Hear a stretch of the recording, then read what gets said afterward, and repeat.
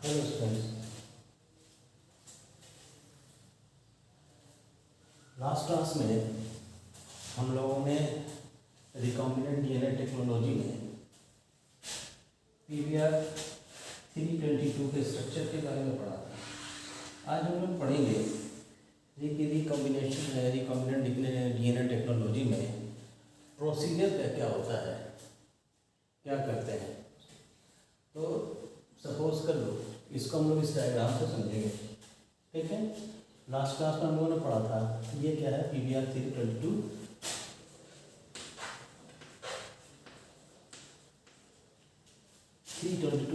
Plasmid है, जिसमें दो एंटीबायोटिक रेसिस्टेंट जीन पाए जाते हैं, ठीक है। एक तो एम्पिसिलिन रेसिस्टेंट जीन है और दूसरा टेट्रासाइक्लिन रेसिस्टेंट जीन है। ये हम लोगों ने पढ़ लिया पिछले क्लास में कि इनका काम क्या होता है। ये टेट्रासाइक्लिन जीन जो है ये ऐसे प्रोटीन का फॉर्मेशन करते हैं जो इस प्लाज्मिड को टेट्रासाइक्लिन से रेसिस्टेंस पैदा करता है, रेसिस्टेंट बनाता है या प्रतिरोधक बनाता है, ठीक है। ये बैक्टीरिया का कैरेक्टर होता है कि उसमें एंटीबायोटिक्स के भी जो दवाई हम लोग खाते हैं, एंटीबायोटिक्स, उनके लिए उनमें प्रतिरोधक क्षमता या रेसिस्टेंस पैदा हो जाता है। ये अक्सर देखते हैं हम लोग, किसकी वजह से होता है, इसी तरह के जीन्स की वजह से होता है जो कि उसके बैक्टीरिया के प्लाज्मिड्स पर पाए जाते हैं, ठीक है। तो ये टेट्रासाइक्लिन रेसिस्टेंट जीन जो है ये क्या करता है, ऐसे प्रोडक्ट बनाता है जो कि टेट्रासाइक्लिन को न्यूट्रलाइज करते हैं। उसी तरीके से एमपीआर जीन जो है वो एम्पिसिलिन के लिए रेसिस्टेंट जीन होता है। ये ऐसे प्रोडक्ट बनाता है जो कि एम्पिसिलिन नाम के एंटीबायोटिक्स को न्यूट्रलाइज करता है या उसके लिए इसको रेसिस्टेंट बनाता है, जिसकी वजह से जिस बैक्टीरिया में ये जीन पाया जाता है वो एम्पिसिलिन के लिए और या टेट्रासाइक्लिन के लिए रेसिस्टेंट होते हैं। उन पर वो एंटीबायोटिक्स काम नहीं करती, वो बैक्टीरिया उससे प्रभावित देते हैं। और साथ में हमने बताया था कि ये जो जीन्स होते हैं इन पर रेस्ट्रिक्शन एंडोन्यूक्लियस के रिकॉग्निशन साइट पाए जाते हैं, यानी कि वो जो एंजाइम इनको हम लोग रेस्ट्रिक्शन एंडोन्यूक्लियस कहते हैं, वो एंजाइम इन जीन्स को सेलेक्टिवली अंदर से काटने का काम करते हैं, ठीक है। तो अगर ये जीन्स इस प्लाज्मिड को ऐसे एंडोन्यूक्लियस के रेस्ट्रिक्शन एंडोन्यूक्लियस के साथ डाला जाए, मिलाया जाए, जो कि इस एम्पिसिलिन के जीन को काट दे, तो चांसेस है कि अगर जब ये कटेगा और उसके साथ साथ हम लोग डिजायर्ड जो है अपना डीएनए है, जो डीएनए इंसर्ट करना है उसको भी उसमें डालें, तो चांसेस है कि ये कटेगा, कुछ सेल्स में कट जाएगा ये, और उनके साथ साथ ये डीएनए इनके साथ इनकॉर्पोरेट भी कर जाएगा। चांसेस ऐसा है ना। तो सपोज कर लो कि ये रेस्ट्रिक्शन एंडोन्यूक्लियस हम लोगों ने पढ़ा था, जिसका रिकॉग्निशन साइट कहाँ पाया जाता है, एमपीआर में पाया जाता है। अगर इसको भी और ये जो डिजायर्ड डीएनए हमारा जिसमें इंसर्ट करना है उसके साथ इस सेल को ग्रो कराएंगे, तो हो सकता है कि कुछ सेल में ये डीएनए जो है प्लाज्मिड एम्पिसिलिन की जगह पर, रेजिस्टेंट जीन के टाइम की जगह पर कट जाए और उसकी जगह उसके साथ ये डिजायर्ड डीएनए जो है अपना जुड़ जाए। अगर ये जुड़ जाएगा तो ये जो जीन है वो मॉडिफाई हो जाएगा, यानी कि ये जीन इनएक्टिव हो जाएगा, क्योंकि इसमें अब वो प्रोटीन बनने का कैपेबिलिटी नहीं रहा, क्योंकि इंटरप्ट हो गया। तो ये जो जीन है जो कि एम्पिसिलिन को न्यूट्रलाइज करने या उससे बैक्टीरिया को रेसिस्टेंस प्रोवाइड कर रहा है, वो जीन क्या हो जाएगा, निष्क्रिय हो जाएगा, ठीक है ना, इनएक्टिव हो जाएगा। अब जिस बैक्टीरिया में ये प्लाज्मिड है उसमें एम्पिसिलिन से रेसिस्टेंस खत्म हो जाएगी। तो अगर हम लोग उस बैक्टीरिया को ऐसे मीडियम में ग्रो कराएंगे जिसमें एम्पिसिलिन पाया जा रहा है, कल्चर मीडिया हम लोग पढ़ा है पहले भी, उसमें ग्रो कराएंगे तो क्या होगा कि वो बैक्टीरिया जिसमें ये प्लाज्मिड पाए जा रहे हैं वो मर जाएंगे।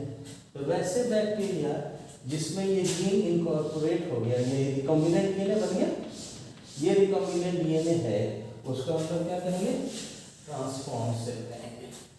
तो अगर ये जीन इनएक्टिव हो गया तो ये बैक्टीरिया क्या हो जाएंगे, एम्पेसिलिन कंटेनिंग मीडियम में मर जाएंगे, उनमें सर्वाइव नहीं करेंगे। तो एक तो ये हो गया, इससे हम लोग कर सकते हैं कि ये चीज़ डाला और फिर उसको एम्पेसिलिन कंटेनिंग मीडियम में ग्रो कराया, तो वो बैक्टीरिया क्या हो जाएंगे, मर जाएंगे। दूसरा कंडीशन ये भी हुआ कि टेट्रासाइक्लिन जीन है, इसके लिए ये रेस्ट्रिक्शन एंडोन्यूक्लियस है। अगर इनमें से कोई एक चाहिए इन रेस्ट्रिक्शन एंडोन्यूक्लियस के साथ डीएनए इंसर्ट को डाल करके ग्रो कराएंगे तो हो सकता है क्या हो जाए कि ये जो डीएनए इंसर्ट है ये इसके साथ टेट्रासाइक्लिन के जीन के साथ इनकॉर्पोरेट हो जाए। ठीक है, ये टेटा है और ये एम्पेसिलिन आ है, ये तो इंटैक्ट रह गया, ये ट्रांस जो है वो ये जीन इनएक्टिव हो जाएगा। अब इस जो जीन इस डीएनए मॉलिक्यूल को या इस प्लाज्मिड को कंटेनिंग जो सेल है, अगर उनको हम लोग टेट्रासाइक्लिन युक्त मीडियम में, टेट्रासाइक्लिन कंटेनिंग मीडियम में इन बैक्टीरिया को ग्रो कराएंगे तो बैक्टीरिया क्या हो जाएंगे, मर जाएंगे, क्योंकि उनमें अब टेट्रासाइक्लिन से रेसिस्टेंस नहीं रहा। क्यों नहीं रहा, क्योंकि उसका जो जीन था जिसको वो कैरेक्टरिस्टिक्स प्रोवाइड कर रहा था उसको टेट्रासाइक्लिन से रेसिस्टेंट बना रहा था, वो जीन ही इनएक्टिव हो गया तो रेसिस्टेंस भी ख़त्म हो गया और वो क्या हो जाएंगे, वो बैक्टीरिया मर जाएंगे। तो इस तरह से हम लोग क्या कर सकते हैं, पहचान सकते हैं। अब पहचानने का क्या तरीका है, उसके लिए जो है वो एक टेक्निक यूज़ किया जाता है जिसको हम लोग रेप्लिका प्लेटिंग कहते हैं। क्या कहते हैं, रेप्लिका प्लेटिंग कहते हैं। अगर हम ये जब सपोज कर लो कि ये काम किया हमने, एक पेट्री डिश लिया और उसमें हमने क्या किया, इन तीनों चीज़ के सॉल्यूशन हैं, उनको हम लोगों ने प्लेटिंग कर दिया। प्लेटिंग करने का तरीका है ना, डाइल्यूशन के साथ उनको हम लोगों ने प्लेटिंग कर दिया। अब प्लेटिंग कर दिया, ये क्या है, एक पेट्री डिश है, ये क्या है, एक पेट्री डिश है जिसको हम लोग ऊपर से देखते हैं, ये इस तरह का एक पेट्री डिश है जिसमें यहाँ तक क्या है, ये कल्चर मीडियम है। ठीक है, अब इस कल्चर मीडियम में ही, ये कल्चर मीडियम में है, ठीक है, ये सॉलिड कल्चर मीडियम है, सॉलिड कल्चर मीडियम एग्नोस हो सकता है। ठीक है, अब इस कल्चर मीडियम में हमने बैक्टीरिया की क्या कर दिया, स्ट्रिक प्लेटिंग कर दिया। ठीक है ना। अब ये प्लेटिंग कर दिया तो बैक्टीरिया स्ट्रिक प्लेटिंग से मान के चलते हैं कि हर बैक्टीरिया क्या हो जाते हैं, अलग अलग हो जाते हैं, एक पॉइंट पर एक ही बैक्टीरिया रह जाता है। ठीक है ना। तो अब सपोज कर लो कि हम प्लेटिंग कर दिया, अब छोड़ देंगे तो ये कल्चर मीडिया है, कल्चर मीडियम है, तो इनमें बैक्टीरिया क्या करेंगे, ग्रो करेंगे, एक से दो, दो से चार, चार से 8, 16, 32, 64 इस तरह से करके मल्टीप्लाई करेंगे और कॉलोनी बना लेंगे। तो सपोज कर लो कि यहाँ 4 कॉलोनी बन गई। अब क्या है कि चूंकि इसमें डाला हमने, सपोज इसी की बात कर लो, इसमें हमने ये 3 चीज़ डाला तो सब में तो इनकॉर्पोरेट करेगा नहीं, कुछ पे इनकॉर्पोरेट करेगा, यानी कि कुछ सेल क्या होंगे, ट्रांसफॉर्म होंगे और कुछ सेल ट्रांसफॉर्म नहीं होंगे। ट्रांसफॉर्म का मतलब कौन सा सेल, मतलब ट्रांसफॉर्म होने का मतलब क्या होगा, जिस सेल्स में इस प्रकार के रिकॉम्बिनेंट डीएनए पाए जाएंगे उनको ट्रांसफॉर्म सेल कहेंगे। तो कुछ सेल में ये रिकॉम्बिनेंट डीएनए बनेंगे, यानी कि इंसर्ट करेगा डीएनए, कुछ में नहीं भी करेगा। तो अब ये तो ग्रो करा दिया, हम कैसे पहचानेंगे कि इसमें कौन से सेल ऐसे जो ट्रांसफॉर्म है, कौन से सेल ट्रांसफॉर्म नहीं है, मतलब कौन कॉलोनी, ये सारी कॉलोनी एक तरह की होगी, एक तरह की, एक तरह की, एक तरह की होगी। तो सपोज करो कि 4 कॉलोनी हमें दिख रही है, 1, 2, 3, 4। अब हमको ये तो कर नहीं सकते हैं कि इसी में डायरेक्ट डाल दें तो बन जाएगा फिर, तो हम क्या करेंगे, तो मर जाएगा, तो हमारा सारा वर्क ही क्या होगा, सब वो हो जाएगा, खराब हो जाएगा। तो इसके लिए क्या करते हैं, इसका रेप्लिका प्लेटिंग करते हैं। रेप्लिका प्लेटिंग में क्या होता है, एक स्टेराइल वेलवेट लेते हैं, वेलवेट उसको एक ब्लॉक पर बांध देते हैं, इसी तरह से स्टेच करके ब्लॉक लिया, उसके ऊपर से ये वेलवेट को बांध दिया, ऐसे ये बिल्कुल टाइट हो गया। अब पॉइंट दे दिया इस पर, सपोज कि यहाँ निशान दे दिया, जो जो जैसा निशान इसी के ऊपर है। अब ये जो वेलवेट है, इस वेलवेट को धीरे से यहाँ सटाते हैं, जब सटाएंगे तो इसकी छाप इम्प्रिंटिंग इस पर रहेगी, ठीक है। यानी कुछ बैक्टीरिया इस पर लिखे, उसका लिखे, उसका लिखे, इस पर आ जाए और उसी पोजीशन पर आएंगे जिस पोजीशन पर इस पर है। अब फिर उसी पॉइंट से ऐसे ले करके एक, तो यहाँ आ गए, इस ये वेलवेट है, सपोज कर लो कि इसको मिलाया तो ये वेलवेट आ गया, तो इस पर भी उसी तरह से पॉइंट पर आ जाएंगे ये चारों, ठीक है।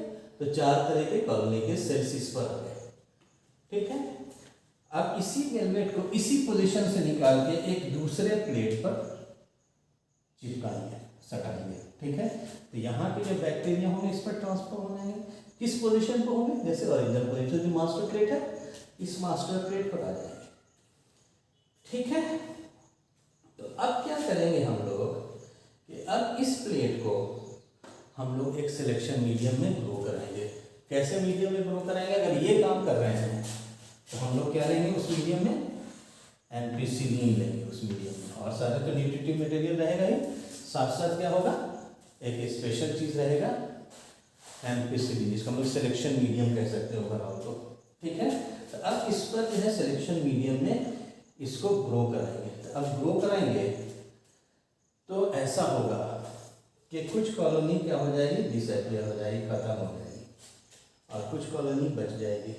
सपोज कर लो कि यहाँ पर पहला नंबर की जो कॉलोनी है वो डिसअपियर हो गई। डिसअपियर होने का मतलब क्या हुआ कि ये कॉलोनी जो थी उसमें वो जो सेल थे वो ट्रांसफॉर्म हो गए थे, यानी कि उसमें एम्पिसिलिन से रेसिस्टेंस पैदा करने वाले जीन इनएक्टिव हो गए थे, या वो कह सकते हैं कि उनमें एम्पिसिलिन से रेसिस्टेंस बना नहीं रहा था, ठीक है। वो हो गए, सेंसिटिव हो गए, तो वो मर गए। तो ये जो पोर्शन है जो मर गए वो हम लोग आइडेंटिफाई करेंगे कि ये क्या है, ये जो कॉलोनी है वो ट्रांसफॉर्म सेल्स की कॉलोनी है। बाकी ये क्या हो गए, ये वैसे ही हो गए। तो ये जो ट्रांसफॉर्म सेल हो गए, और ये क्या हो गया, these are the non transform cell colony,